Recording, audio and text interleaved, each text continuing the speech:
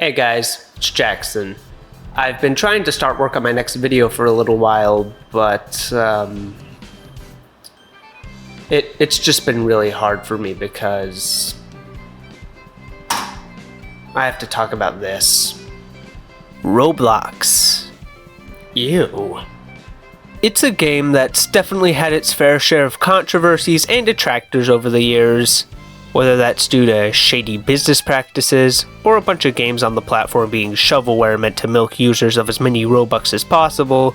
But if you find the right games, you can have a really fun time with the platform, either on your own or with friends. Whenever I play Roblox nowadays, it's usually to play Sonic's Speed Simulator, because of course I would. I have an interesting personality, I swear. But back in the day, I used it to play a far wider variety of games, a lot of which were developed by Shovelware Studios. Shovelware has been developing games on Roblox for a while now, almost 10 years actually, but the games I remember the studio for were mainly released from 2017 to 2019. They're adventure obbies. In case you're confused as to what the hell just came out of my mouth, an obby is short for obstacle course, and is a pretty popular genre on the platform. At least back in 2017. I don't really know what Roblox games are considered cool these days. However, a lot of obbies blend into each other.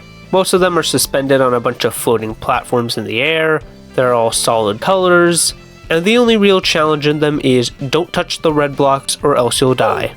Shovelware's obbies stood out from the crowd by having actual worlds you traveled across, storylines to go alongside them, and a wide range of challenging obstacles to avoid. And by that, I mean challenging for an 8-year-old who wasn't able to beat a video game until he finished Sonic Forces on easy mode. Not only that, but almost all of Shovelware's obbies were based on popular animated or just kids movies in general that were coming out at the time, all of which I saw, meaning that me and these games were a match made in heaven. But in 2022, out of nowhere, all of the studio's games were made private. However, thanks to some helpful Roblox users, there are still plenty of re-uploads of their obbies that allow them to still be played. So I thought I'd take a trip down memory lane and cover all of the Shovelware Studios games that I grew up on, as well as why their games were made private and what exactly they're up to today. It was either that, or I play more of this. SpongeBob Movie Adventure Obby DX Director's Cut, how do you make a name that's more confusing than the original, is the first of Shovelware's obbies that we're going to be taking a look at today, and is one of the few by the studio that wasn't made to tie in with a recent film at the time. Instead, this obby is based on the first SpongeBob movie, more specifically, its video game tie-in.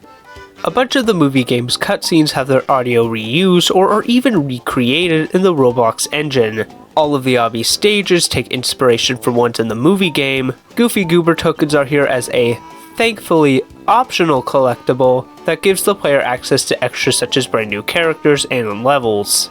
And Krabby Patties aren't even used as a form of health, compared to most obbies which have you die the moment you touch an obstacle. That being said, while it still takes a lot of inspiration from the movie game, it's far from being a demake of it. SpongeBob and Patrick have none of the abilities they had in the movie game, and are limited to only running and jumping. And double jumping. There are no enemies that you can defeat, trying to will cause you to lose health, and there are a bunch of stages from the movie game that are not here. Mostly the bosses, slides, and vehicle stages, which leads to a bunch of important moments being skipped over and characters not appearing. There's no Dennis, there's no David Hasselhoff, there's no Mindy, etc, etc. These aren't negatives against the game, I still like it at the end of the day. I'm just trying to point out the differences between it and the source material. The obby ends with its only boss, being a recreation of the movie game's final boss, King Neptune.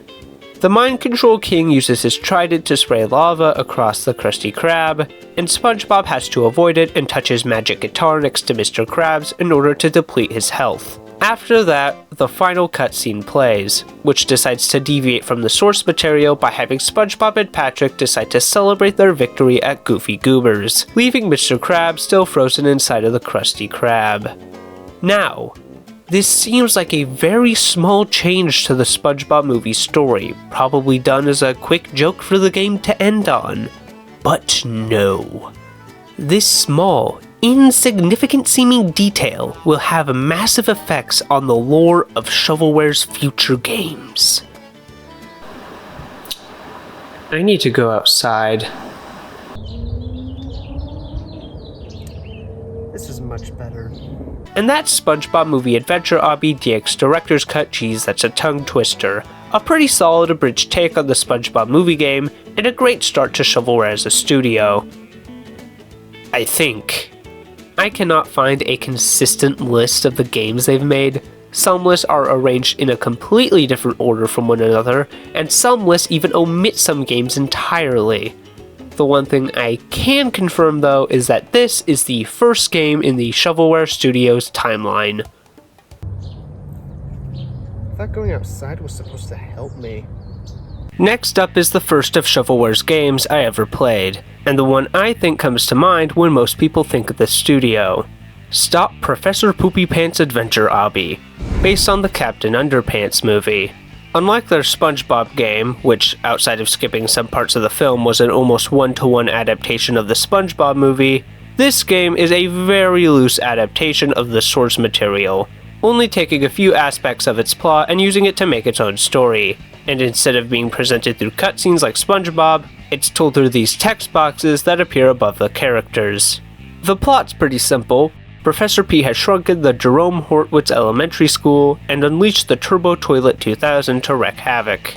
And it's up to George, Harold, Captain Underpants, and your Roblox avatar to get through the shrunken school in one piece and putting a stop to the putrid plot of Professor Poopypants. The gameplay is pretty similar to SpongeBob Movie DX, although there are a few things setting the two apart. For starters, the difficulty has been cranked up a bit.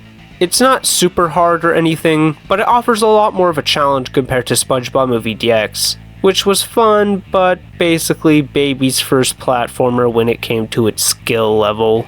Another change made to the gameplay is the addition of these sections where your acceleration is increased, and you have to avoid obstacles and interact with dashpads to maintain your speed. It's basically like a Sonic game, if you could only run and jump. So it's basically what a game journalist thinks a Sonic game should be. As for the game's stages, they're exactly what you'd expect from a game taking place in a school, just all messed up due to Professor P's shrinking ray. It's when we get to the school's sewage system that we can finally escape and...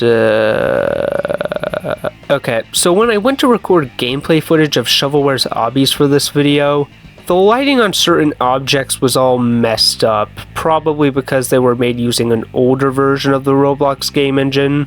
I don't know, just my guess. I'm no Roblox developer. I just wanted to let you know so that there's nobody in the comments asking me why my gameplay footage looks like it was recorded during a rave.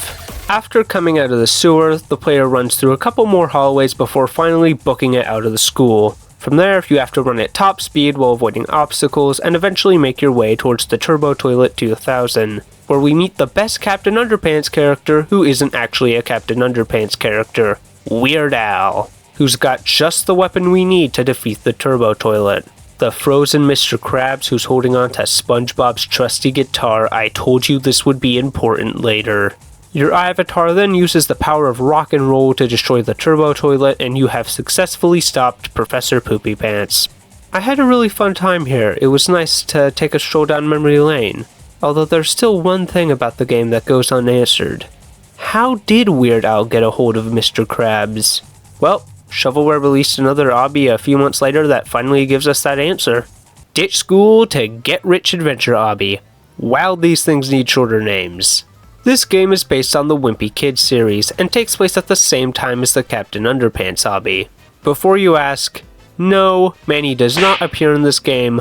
Let us rejoice. Just like Captain Underpants, the bulk of Shovelware's Wimpy Kid obby takes place inside of a school. But unlike Captain Underpants, where the gimmick of that game was that it took place in a school the size of an ant, Wimpy Kid's shtick is that it's basically Shovelware Studios making fun of themselves for an entire game.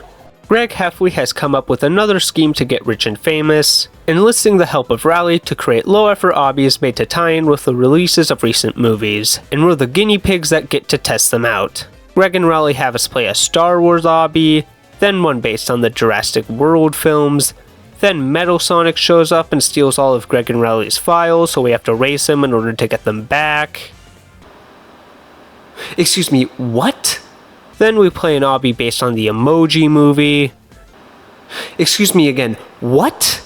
It's when playing the Emoji Movie obby that we come across Hacker from Cyberchase, who enlists our help to put a stop to the Turbo Toilet's rampage across the city. He gives us Mr. Krabs, and gives Greg and Rowley the idea of creating a real-life obby as a distraction so the two of you can leave and make it to the city. The trek to Weird Al is split into two parts. One is a side-scroller where you tap the jump button to make Hacker's ship fly and... oh my god, that tornado's carrying a car. The second has you jump out of the ship and skydive down to Weird Al, where you then give him the device and are successfully able to stop Professor Poopypants.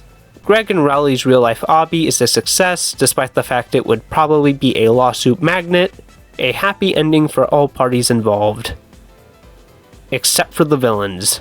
Once again, another solid game from Shovelware Studios. It was nice to see them poke fun at themselves here. They are aware of what they do, and they do it well.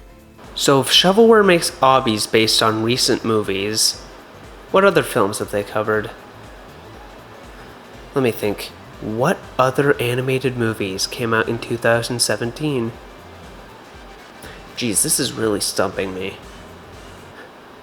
I remember Despicable Me 3.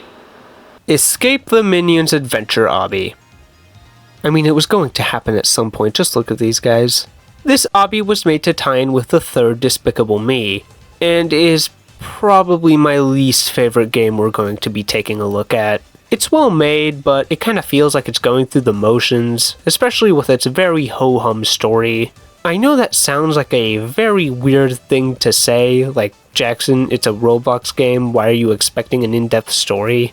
And I'm not. None of the games here are known for their riveting plots, but the stories and locations you visited in Shovelware's previous games made it feel like you were going on an adventure.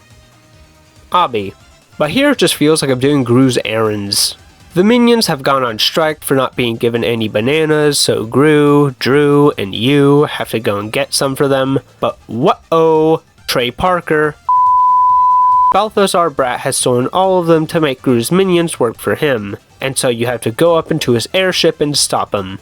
The ending's pretty cool. Instead of using Mr. Krabs to defeat Balthazar Brat, you go against him in a dance-off, which causes the game to become a little round of DDR. Then you use Mr. Krabs to defeat him. Once again, it's not a bad obby or anything, I just didn't really find it to be nearly as fun as their other stuff.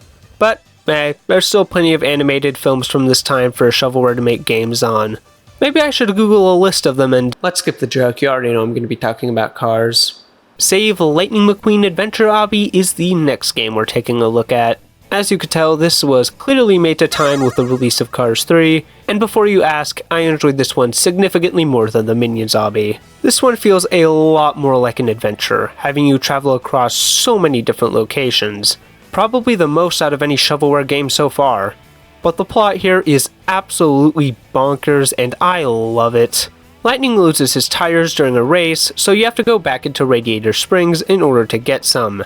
However, Chick Hicks isn't going to let Lightning gain the upper hand here, and takes over Radiator Springs, imprisons you, Lightning, and the townsfolk, and sentences all of them to death row. You then help break them out, which leads to a massive police chase and Doc blowing up right in front of you and Lightning.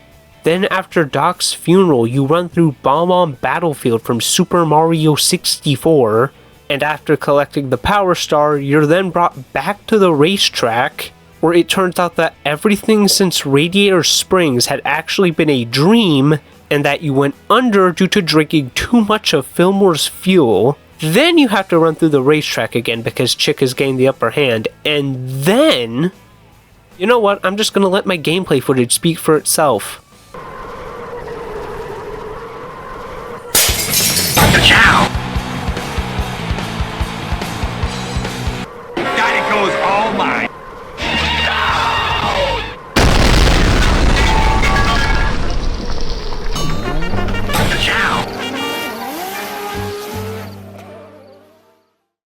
And after all that, it's revealed that this entire obby was just another one of Mater's tall tales. I love that attention to detail. This is probably my favorite one of Shovelware's games so far. It takes all the strengths of their previous games and mashes them together into one. And it's also based on cars that too. But what if we could get more absurd than Owen Wilson jumping out of Lightning McQueen? What if Shovelware made a game about Tommy Wiseau? Well, Spookypants 2 is the closest we're ever going to get to that. A Halloween-themed sequel to the Professor Poopypants hobby, which is pretty neat since we never got an actual sequel to the Captain Underpants movie. The closest things we ever got were a Netflix show and the Dogman movie. Gameplay-wise, it's well made, just more of the same. There are a few sections in the game where you go trick-or-treating and have to collect a certain amount of candy to progress, but there's nothing too crazy done to the gameplay that sets it apart from previous games by the studio. But I love it either way because it has a story that is just as ridiculous as the Cars obby. So the game begins with you trick-or-treating with George and Harold before heading to their school's Halloween dance. When there, the ghost of the Turbo Toilet 2000 shows up and tries to get his revenge on you, meaning you have to defeat him in a boss fight. After that, Professor P comes back claiming he's turned a new leaf and found a portal to the best candy route imaginable for you to go through, which just ends up being a graveyard with Tommy Wiseau's house at the end, which is literally just one of Bowser's castles from Mario. After escaping Wiseau like he's some sort of cryptid, Lucy from the Charlie Brown series shows up and offers to hold out a football for you to kick. Guess what happens? You then enter a coma where you find yourself inside of Pumpkin Hill from Sonic Adventure 2, get enough candy trick-or-treating there, and you wake up in the hospital and are informed that Professor P was actually still evil and turned Captain Underpants into a vampire. Run through the hospital and defeat the Turbo Toilet again, he returns back to normal, and Professor P's plans are foiled yet again. Then after that, you, George, and Harold use Mr. Krabs to bully Professor P, I guess. Like, he was already defeated, guys, you didn't have to do that. And that's Spookypants 2. It's another fun game, but you can definitely tell what Shovelware's been doing with their obbies is starting to become a bit bland. They're all well made, but I keep having less and less to say about them outside of summarizing their plots. Thankfully, the success of their obbies must have led to them being given far more of a budget for their future games, which led to Shovelware creating what was easily its most ambitious game yet. Despicable Forces. The last of Shovelware's games we're going to be taking a look at. Just by looking at it, you can tell that this is remake, reimagining, adaptation. I don't know what to call it, it's just Sonic Forces, but in Roblox, and you play as Steve Carell with a big nose. The story has a very similar setup to Sonic Forces. Mel the Minion gets a name tag that makes him all powerful, he teams up with the other Despicable Me villains to defeat Gru and take over the world, and it's up to you, Gru, and Gru's younger self to help the Resistance and take control of the world back. There are a few minor differences, such as the villains actually being real instead of illusions, and it's overall way more self-aware and goofy compared to the actual Sonic Forces. Not only that, but it's the first of Shovelware's games to have cutscenes since SpongeBob Movie DX, as opposed to the approach of text bubbles with occasional 2D art they've been taking since Captain Underpants. But unlike SpongeBob, these cutscenes are fully animated. There are a few times where they switch to 2D art, probably for shots that might have been too hard to animate in the Roblox engine, but I don't really mind, because most of the cutscenes are 3D and the 2D art they do have looks amazing. The soundtrack is also a bop. It's the first of Shovelware's games to have original music instead of ripping it from movies, TV shows, and video games, like they've been doing for pretty much all of their games. A large portion of the game's music is still mostly ripped from other places, mostly other Sonic games, but the original pieces they do have are really good. My personal favorite is this remix of Happy by Pharrell Williams that remakes it in the Sonic Forces style.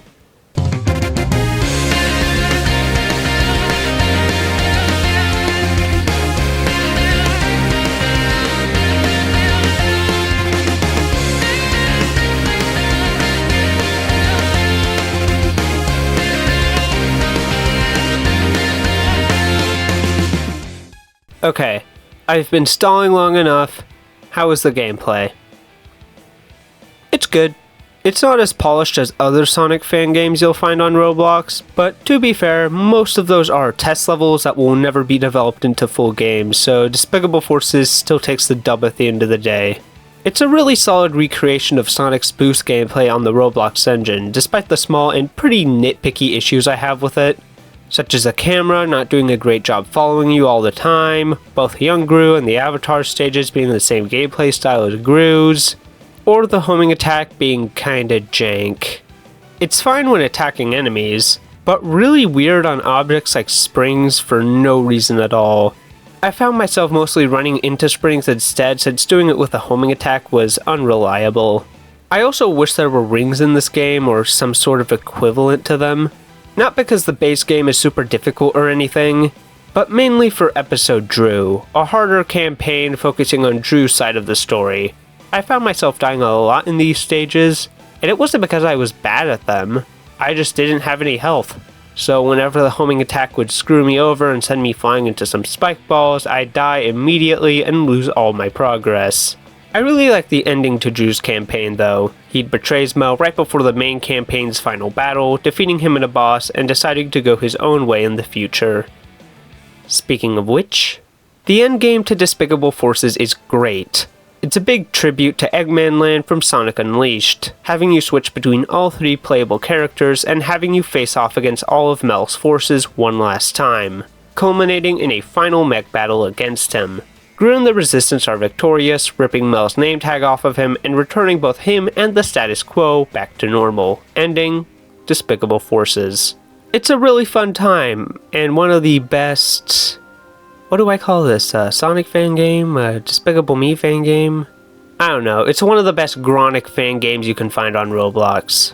Everything here, the music, the levels, pretty much just the concept of the game in general, taking a pre-existing game and adapting it to work in Roblox, kind of feels like, in a way, we've come full circle. Like this is the series finale to Shovelware Studios. And in a way, it kinda was. Because like I mentioned earlier, all of their games were made private in 2022. I've heard conflicting reports of why exactly their games were taken down. I heard from some places that it was because of a DMCA takedown they received.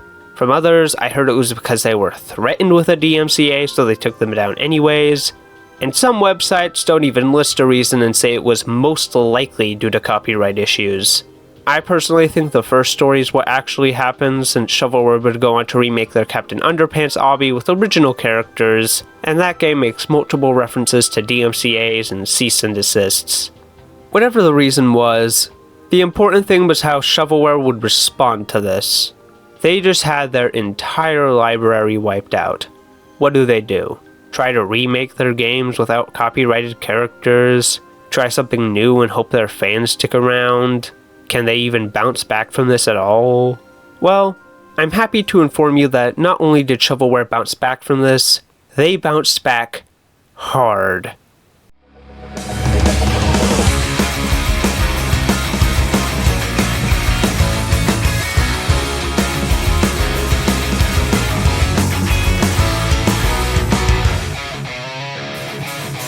First of all, they don't go by Shovelware Studios anymore.